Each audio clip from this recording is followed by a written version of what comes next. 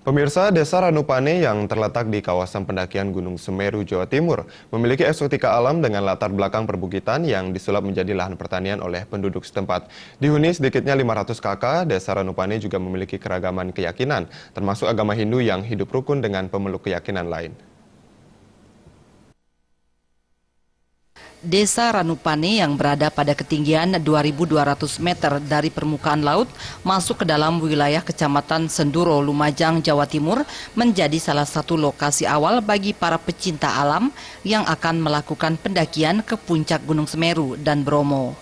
Desa ini memiliki panorama alam yang sangat indah dengan latar belakang perbukitan yang disulap menjadi lahan perkebunan dengan kemiringan mencapai 70 hingga 80 derajat. Hasil perkebunan yang ditanam para petani setempat seperti kentang, bawang pre, dan wortel.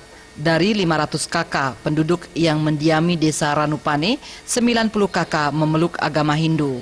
Seperti daerah lain, umat Hindu setempat juga memiliki tempat ibadah atau pura yang dibangun pada tahun 1999 bernama Pura Ulun Danu Ranupane.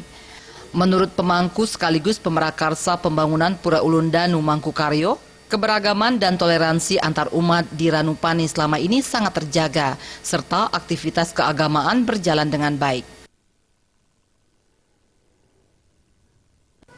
Ya, gini, kalau kegiatan yang dilakukan umat Hindu di sini misalnya Galungan, Kuningan, dan lain-lain lah misalnya, itu umat ini, masyarakat sini itu ya enggak, toleransinya bagus. Malah sekarang suatu contoh itu kan paling ketahuan dukunnya itu kan dari segi bikin kokoh.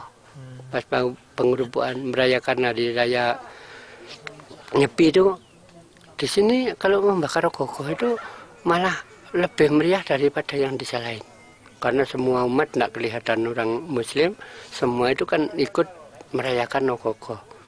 Selain disuguhi eksotika keindahan alam yang masih asri, di Desa Ranupane juga terdapat dua danau yang kerap menjadi favorit pengunjung, yaitu Danau Ranupane yang diambil dari nama desa dan Danau Ranuregulo.